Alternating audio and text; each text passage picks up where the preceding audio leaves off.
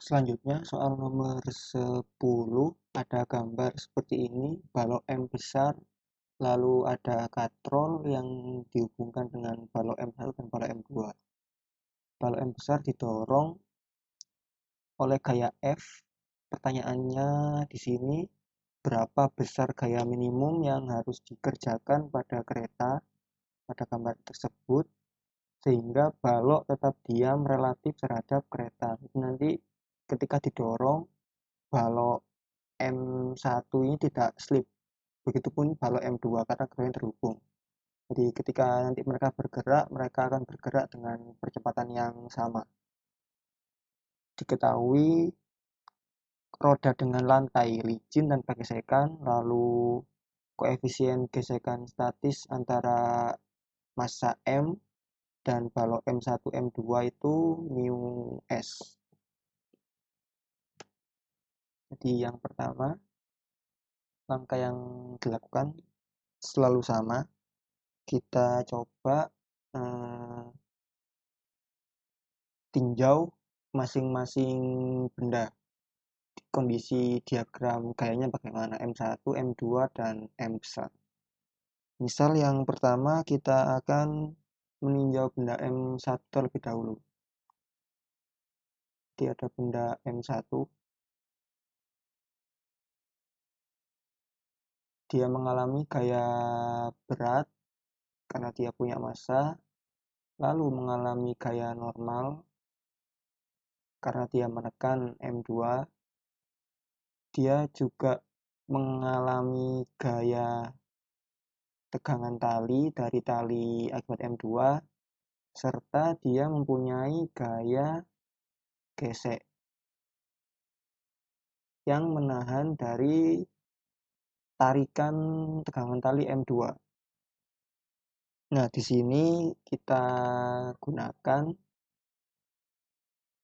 sigma F sama dengan 0 untuk vertikal karena balok tidak bergerak naik turun.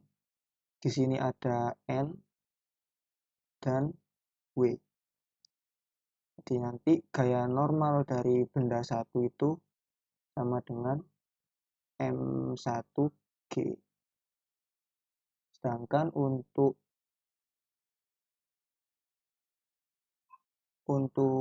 sumbu X-nya, balok bergerak dengan kecepatan M kali A. Di situ ada tegangan tali dikurangi dengan gaya gesek sama dengan M1 kali A. Tegangan tali kita masih belum tahu, gaya gesek adalah N atau M1G kalikan dengan mu S sama dengan M1A. Nanti kita masih belum tahu T, namun kita bisa mencari tahu M1G mu S, M1. Jadi masih T dan A. Lalu untuk benda, ini benda satu ya. Benda satu. Lalu untuk benda kedua mungkin saya gambar di sini saja. Di benda 2 dia kan menggantung.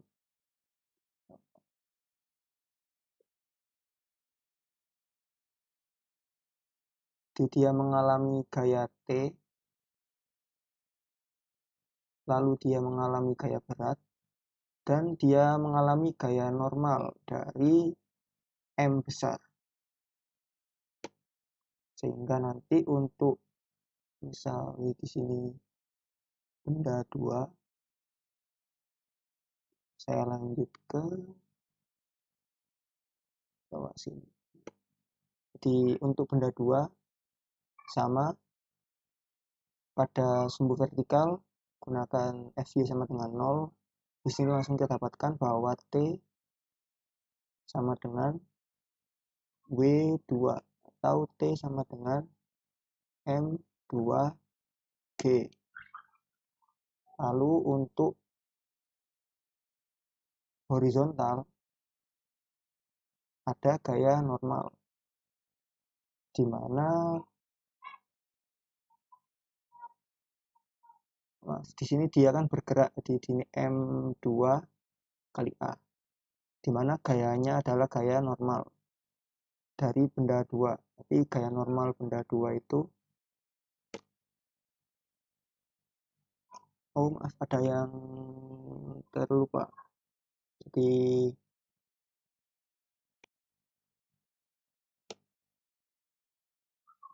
di sini karena dia bergerak, seharusnya dia kan bergerak ke bawah, namun karena dia eh, ber menempel dengan M dan dia punya koefisien statis, maka di sini ada lagi gaya gesek statis.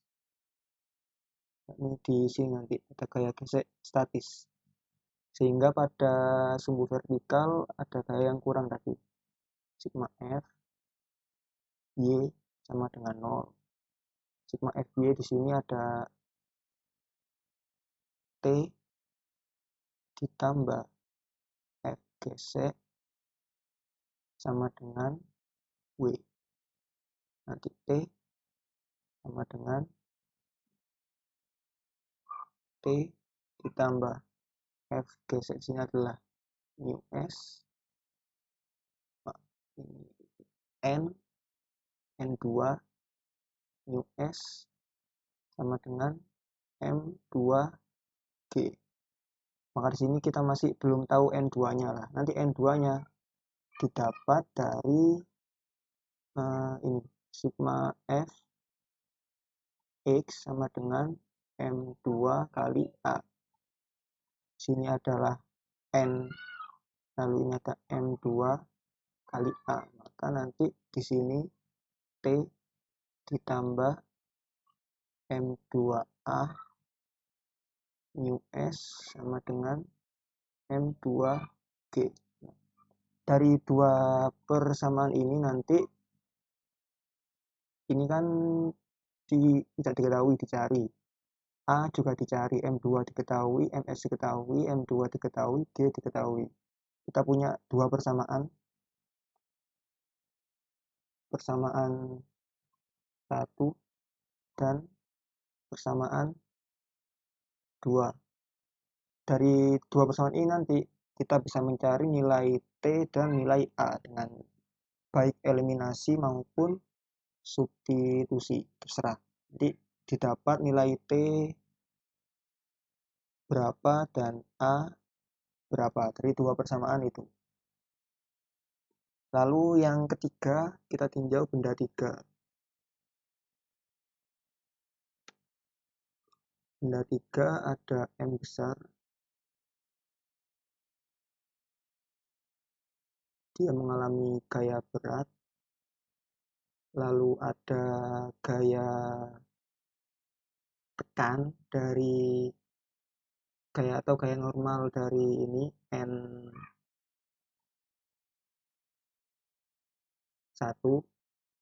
Karena dia tidak menekan di lantai, maka dia tidak menerima gaya normal dari lantai, namun dari benda satu saja. Lalu ada F, dan dia juga mengalami gaya gesek. Jadi kalau benda satu mengalami gesek-gesek ke kiri, benda 2 mengalami gaya gesek ke kanan. Gesek. Serta dia juga mengalami gaya normal dari benda 2. Jadi nanti di sini tetap sama untuk sumbu vertikal sama dengan 0. Di sini ada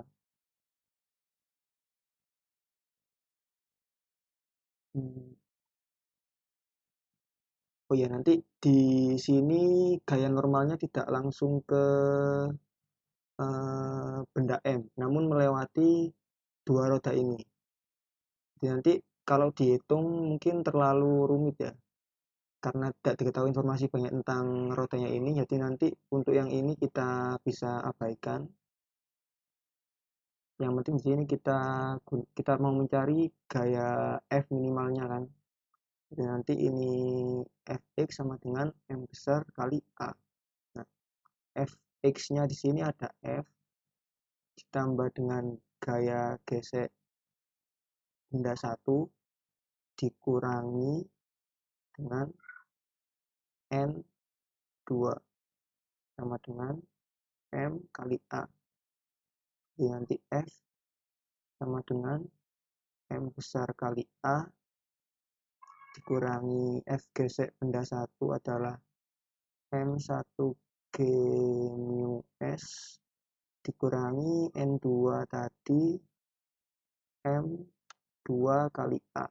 Karena A sudah kita ketahui dari dua persamaan yang pertama, M besar diketahui, M1 diketahui, G diketahui, mu S M2, maka nanti kita bisa mendapatkan nilai F sama dengan berapa.